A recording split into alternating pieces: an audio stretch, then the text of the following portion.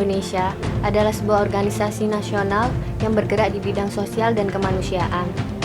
Palang Merah Indonesia memiliki tugas pokok yaitu kesiapsiagaan bantuan dan penanggulangan bencana, pelatihan pertolongan pertama untuk sukarelawan, pelayanan kesehatan dan kesejahteraan masyarakat, dan pelayanan transfusi darah.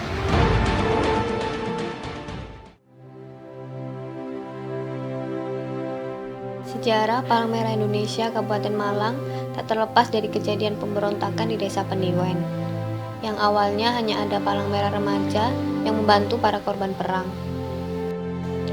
Dan untuk mengenang tragedi tersebut dibangunlah sebuah monumen yang disebut dengan Monumen Peniwen Affair.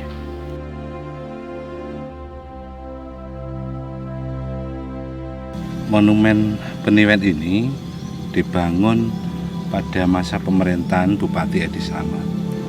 Pada saat itu, setelah kejadian pembantaian ini, Pendeta Martodipuro pada saat itu melaporkan ke Dewan Gereja Internasional, dan kemudian ada tanggapan dari Dewan Gereja Nasional sebagai bagian untuk mengenang keberadaan ada pembantaian Palang Merah remaja pada saat itu, maka dibangunnyalah Monumen Peniwen Affair yang ada sekarang ini.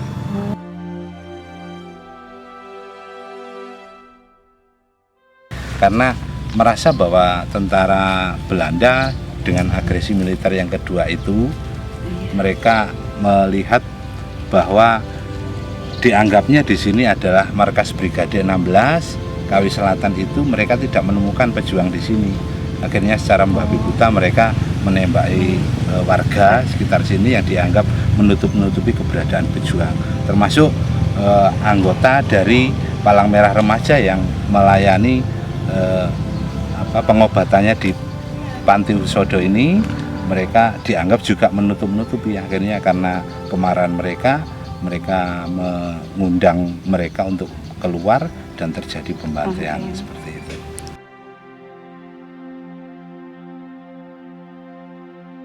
Peristiwa yang sampai sekarang ini masih paling dikenang oleh masyarakat pada saat itu, tanggal 19 Februari tahun 1949, diawali sebelum tanggal 19 Februari itu, ini sudah terjadi class action, karena pada saat itu tentara Belanda yang ditunggangi oleh Knil itu kan masih merasa tidak puas dengan kemerdekaan yang sudah diperoleh oleh bangsa Indonesia, sehingga dia secara membabi buta menyerang para pejuang, termasuk salah satunya di Peniwen, dan akhirnya ada semacam agresi militer yang kedua itu, dan terjadi class action, tembak menembak antara tentara Knil dengan pejuang dan warga.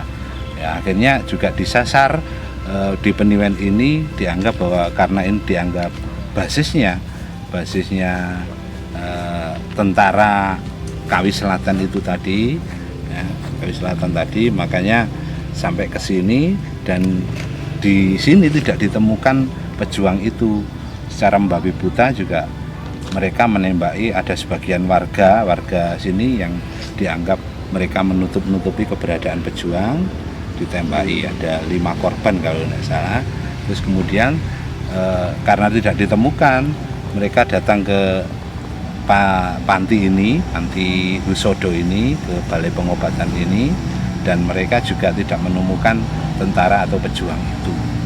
Dan akhirnya karena merasa marah, mereka mengumpulkan para relawan PMR, termasuk ada sebagian dari pasiennya dikumpulkan. Akhirnya terjadi pembantaian yang dikenal dengan Peniwen Affair itu.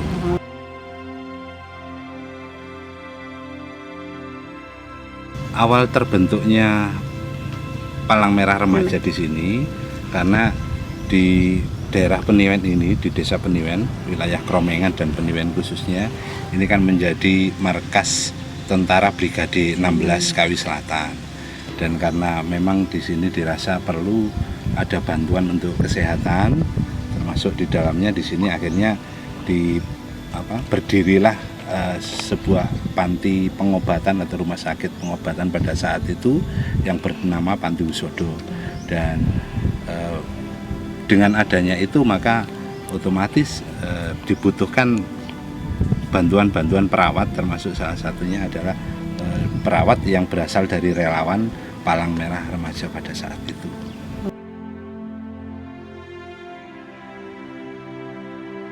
Perannya ya sangat vital karena mereka ini membantu para pejuang untuk mengobati mereka pada saat para pejuang ini mengalami luka dalam peperangan.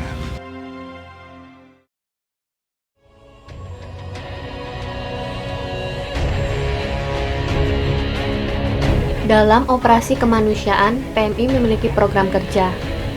Dan untuk Kabupaten Malang terkenal dengan program Siap, Sigap, Tanggap.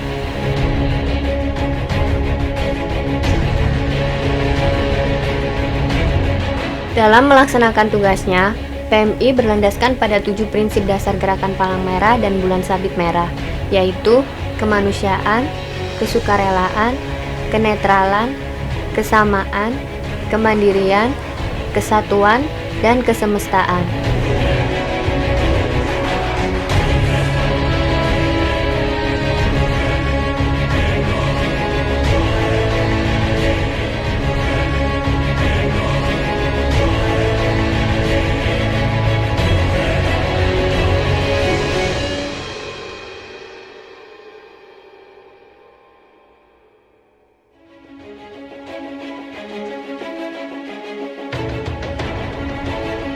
Alat-alat yang biasanya dipakai PMI Kabupaten Malang dalam operasi kemanusiaan menolong korban tenggelam dan juga korban-korban yang jatuh di jurang ataupun di laut ya. Yang ini namanya fin. Ini gunanya untuk selam ya, untuk mendaya tenaga pada waktu saat kita di dalam air. Dan ini namanya baju pelampung, digunakan pada saat penolong menggunakan ini biar keselamatan terjaga pada saat waktu kita menolong korban yang akan tenggelam. Terus yang ini yang di atas mobil Ranger itu adalah perahu karet atau LCR ya. Gunanya adalah untuk menolong di air atau di laut lepas untuk menggapai korban yang jauh. Gak mungkin kita dengan berenang ya. Dan selanjutnya ini namanya yang warnanya hitam, ini namanya BCD ya. BCD ini adalah gunanya untuk mengontrol ya, mengontrol kita untuk masuk ke dalam air maupun kita ke atas ke permukaan air, dan juga menstabilkan pada waktu di dalam air ya. Terus bagian ini adalah namanya regulator ya. Regulator ini adalah untuk pembagian udara yang keluar dari tabung selam. Ini tabung selam. Ini tabung selam. Ini ada dibagi 3 ya. Dibagi 3 ya. Ini namanya Movis. Movis ini gunanya untuk menghirup udara yang ada di dalam tabung.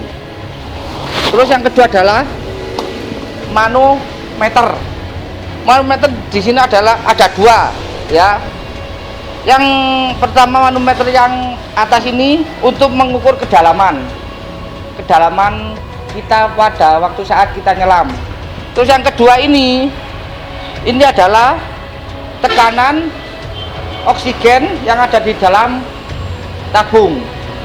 Terus yang terakhir ini adalah udara yang masuk ke dalam BCD untuk mengatur ya. Terus di sini ada tombol merah dan putih, ya.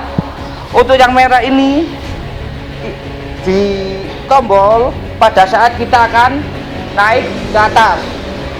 Terus yang putih ini pada waktu kita akan turun ke bawah.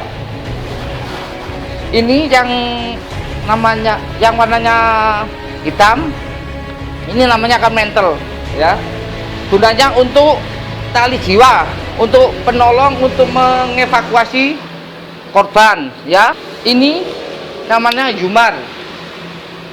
Yumar ini adalah alat untuk naik dari dasar tebing ke atas menggunakan karmentel, ya. Terus selanjutnya ini namanya figur X. Gunanya ya kelengkapan dari si penolong itu yang dikaitkan dengan namanya karabiner, ya, karabiner. Terus biasanya kalau kita vertical rescue, kita biasanya memakai namanya pungli atau rorel, ya. Gunanya untuk mempermudah kita mengangkat korban dari dasar tebing. Ini adalah strap untuk keamanan kita menjaga pada waktu saat kita evakuasi korban, untuk menahan beban yang ada. Ini kekuatan sampai 3 ton kekuatannya, ya. Terus kita menggunakan ini adalah tabung kecil, ya. Tadi kan sudah ada yang tabung besar, ini digunakan pada waktu kita evakuasi di dalam sumur atau di dalam gua. Terus biar kita masuk ke dalam sumur atau gua yang beracun, kita menggunakan ini namanya masker. Masker biar kita pada waktu kita ke dalam sumur atau gua, biar kita gak menghisap racun. Terus yang ini, yang lengkap ini namanya tabung portable, ya. Gunanya untuk pada waktu darurat kita menolong, itu pasien itu membutuhkan oksigen segera. Dan ini juga yang sama tabung portable, ya. Terus yang ini namanya tandu basket. Biasanya tandu basket ini digunakan untuk evakuasi dengan cara vertical rescue.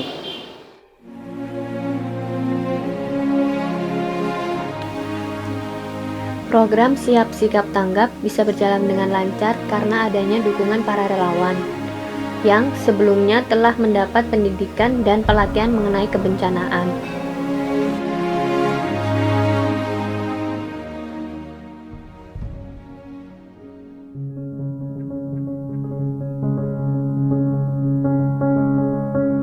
Menjadi relawan adalah panggilan jiwa, berangkat dari rasa ingin berbagi bersama. Oleh karena itulah saya memilih bergabung dengan PMI untuk menjadi sukarelawan PMI.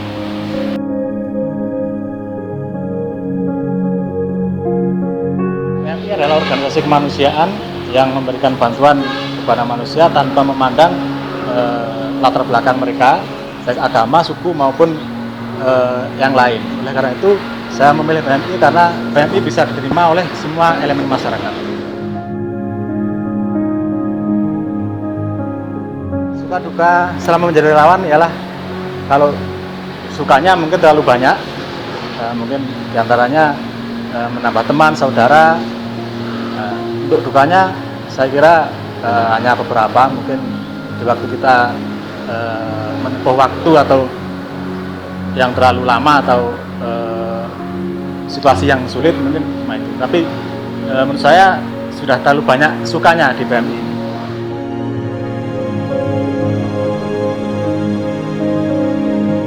Hal yang sudah saya pelajari selama menjadi relawan, diantaranya kita bisa memberikan membantu sesama dalam kemanusiaan, dan itu mungkin menjadi satu kebanggaan bagi kita manakala kita sudah merasa berguna bagi sesama.